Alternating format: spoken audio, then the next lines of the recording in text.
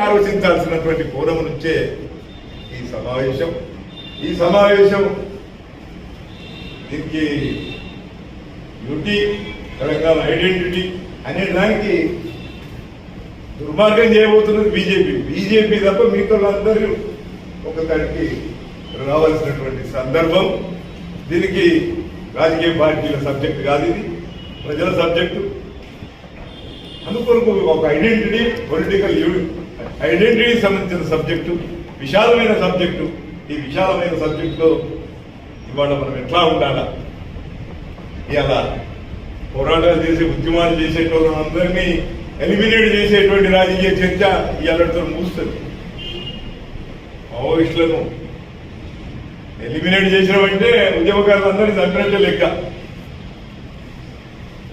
ఐదో పోరాటం చేస్తున్న వాళ్ళు అనేటువంటి వాళ్ళు వాళ్ళ ఒక్కరికే ముద్ర పెట్టుతారు చెప్తున్నారు. కానీ ఉద్యమకారులందరినీ మేము ఉద్యమాలు లేని భారత్ను నిర్మించామనేటువంటి అభిప్రాయంతో అలాంటి కాన్షియస్నెస్ ను ప్రజలకు పోరాటం అంటే ఏమైందిరా,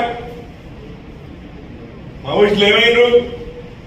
పోరాటం ఒక ఊరేగింపు, ఓ దరఖాస్తు పోరాటం చేసినా వీధిలోకి వచ్చినా వీధిని చూపిస్తారు, ఈ బూచిని చూపిస్తారు. ఆ ప్రమాదం కూడా ఉన్నది. అందుకని అలాంటి పరిస్థితిలో ఉన్నాం. ఎలా చూస్తున్నాం ప్రపంచంలో ఇరాన్ మీద అమెరికా వాడు, ఇజ్రాయెల్ వాడు దాడి చేసింది కూడా మనం సాధారణమైన ప్రజల జీవితాలతో కూడా లింకే చూస్తే ఏ పోరాటం చేయాలన్నా పోరాటం చేయలేదు. పోరాడేటువంటి పోరాటం అనేది ఉండదు, సంఘ పెట్టుకునే ఉండదు, పోరాడడం అనేది ఉండదు. అధికారం, పరిపాలన వాళ్ళు ఏం చెప్తే అది వినాలా. ఒక రైతు మాట్లాడద్దు, ఒక కార్మికుడు మాట్లాడద్దు, ఒక విద్యార్థి మాట్లాడద్దు, ఒక యువకుడు మాట్లాడద్దు. ఒక బలమైనటువంటి దేశం ఉందంటే బలహీనమైన దేశం మాట్లాడద్దు.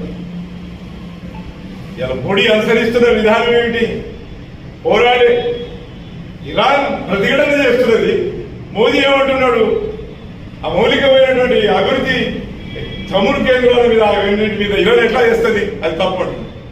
మరి అమెరికా, ఇజ్రాయెల్ దాడి చేయడం తప్పని ఒక దేశ సార్వభౌమత్వం ధ్వంసం చేసినటువంటి చరిత్ర మోడీ ఖండిస్తాడు.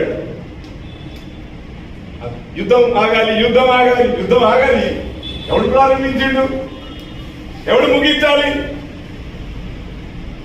ప్రారంభించినటువంటి వాడు దుర్మార్గంగా ప్రారంభిస్తే దానికి వ్యతిరేక పోరాడుతున్నటువంటి వాటిని యుద్ధమే చేస్తున్నాడు. వీడు చేయబట్టే యుద్ధం వస్తుంది అని ఇలా మాట్లాడితే పలస్తీనాను ఖండిస్తాడు, హమాస్ను ఖండిస్తాడు, పలస్తీనాను పోరాటాన్ని బలపరచాడు, ఇజ్రాయెల్ను సపోర్ట్ చేస్తాడు, హమాస్ను ఖండిస్తాడు. అంటే ఈ టైపు అప్రోచ్ భారతదేశానికి. అలీన దేశాల కాన్సెప్ట్ ఎప్పుడో మర్చిపెట్టి మోడీ. ఒకప్పుడు అలీన దేశాలు పలస్తీనా ఉద్యమాన్ని నడపడం, అలీన దేశాల ఉద్యమం. ఒకనాడు సోవియట్ యూనియన్ ఉన్నప్పుడు అలీన ఉద్యమం అనేది ఉంటున్నది.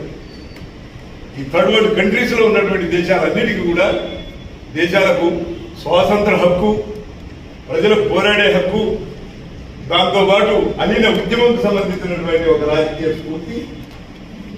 సోషలిస్ట్ యూనియన్ ఉన్నప్పుడు, రష్యా ఉన్నప్పుడు, కార్మిక వర్గ విప్లవ విజయాలు జోరుగా నడుస్తున్నప్పుడు ఇవన్నీ ఈ ప్రపంచం అంతటికీ కూడా దాని యొక్క ఫ్రూట్స్, దానికి సంబంధించిన ఫలితాలన్నీ కూడా అందినాయి. ఇవాళ లేవు.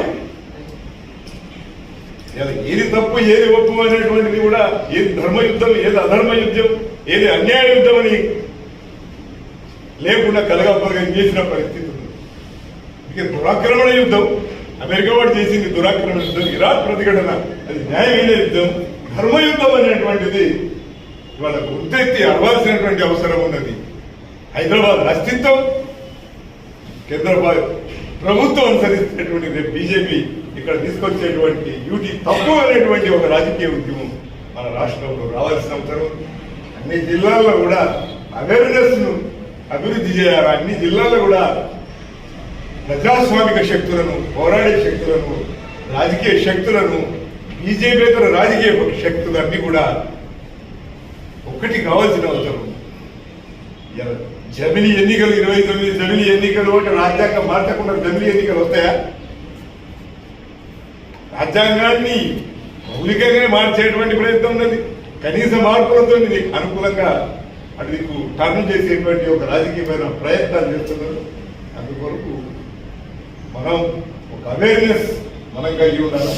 ఒక అవేర్నెస్ ఎట్లా క్రియేట్ చేయాలా, ఎట్లా దాన్ని ఉత్పత్తి చేయాలా, దాన్ని అభివృద్ధి చేయాలా, దాన్ని విస్తరించాలా, ఒక జిల్లా నుంచి ఒక జిల్లాకు అటువంటి కుట్రలన్నింటినీ కూడా అడగడుగునా ఓడించాలా. తెలంగాణ ఉద్యమం అనేటువంటిది మరో ఆనాడు అధికారం కోల్పోయిన రాజకీయ శక్తులే దీన్ని వెనుకున్నారు. ఆ వెంకయ్య నాయుడే దీన్ని వెనుకున్నాడు, ఆ బీజేపీ దీన్ని వెనుకున్నది, ఆ చంద్రబాబే దీన్ని వెనుకున్నాడు, చచ్చిపోయిన రామోజీరావే ఆయన వర్ధంతి సభ జరిగింది, ఆ సభ రోజే దీనికి ముహూర్తం పడ్డది. రామోజీ ఫిలిం సిటీలోనే దీనికి ముహూర్తం పడ్డది. అది ఆంధ్ర కేంద్రంగా ఆ మీటింగ్ రేవంత్ రెడ్డి కూడా హాజరయ్యాడు. కాంగ్రెస్ లో ఉన్నటువంటి బీజేపీ అనుకూల రాజకీయ శక్తి రేవంత్ రెడ్డి కూడా దీనికి సానుకూలంగా ఉన్నాడు అనేటువంటిదే బయట ప్రచారం జరుగుతుంది. బీజేపీ అనుకూలంగా ఉన్నాడు, యూటీకి అనుకూలంగా ఉన్నాడు. మన రాష్ట్రంలో కూడా 29 జమిలి ఎన్నికలు జరుగుతాయి, మాకు 5-6 నెలలు అధికారం ఎక్కువ అవకాశం ఇస్తుంది కేంద్ర ప్రభుత్వం అని డబ్బా కొట్టిండి అంటేనే ఆయన 29 జమిలి ఎన్నికలను రాజ్యాంగాన్ని మార్చి ఆ జమిలి ఎన్నికలు తీసుకొచ్చేదాన్ని కాంగ్రెస్ నుండి సపోర్ట్ చేస్తున్నాడు. అంటే అలాంటి కుట్రలు అనేటువంటివి దేశంలో జరుగుతున్నవి. హైదరాబాద్ను యూటీ దిక్కు వెళ్లకుండా అడ్డుకోవడం, తెలంగాణ అస్తిత్వాన్ని కాపాడుకోవడం, తెలంగాణలో నిజమైనటువంటి ప్రజా పోరాట స్ఫూర్తిని, రాజకీయ ఉద్యమ స్ఫూర్తిని తిరిగి పునరుద్ధరించుకోవాలా.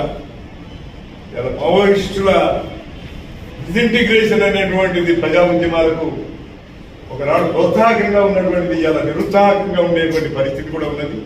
అలాంటి నిరుత్సాహక వాతావరణం నుంచి కొత్త యువతరానికి ఇక కమ్యూనిస్ట్ ఉద్యమం అయిపోయింది, ఇక ఇక్కడ ఇండియాలో కమ్యూనిస్ట్ ఉద్యమం లేదు, లేదా పోరాటాలు లేవు, ఉద్యమాలు లేవు అనేటువంటి ఒక ధోరణి నడుస్తుంది. కాబట్టి ఎవరు ఉద్యమాలు చేసినా ఉద్యమాలకు ఇక లేవు అనేటువంటి వాతావరణం వస్తుంది. అధికారమే నిలవుగా ఉంటుంది, అధికారమే సర్వస్వం అనేటువంటిది. అధికారం ఏం చెప్తే అది వినాలా, జీ హుజూర్ బాస్ ఏం చెప్తే అది చేస్తాము అనేటువంటిది ఈ వాదన నీకు మనం వెళ్ళకుండా ముందుకెట్లా వెళ్ళాలా. ఇక్కడ అవేర్నెస్ ఎక్కడికక్కడ లోకల్ లెవెల్ మిత్రులంతా స్వీకరించి అభివృద్ధి చేయాలని విజ్ఞప్తి చేస్తుంది.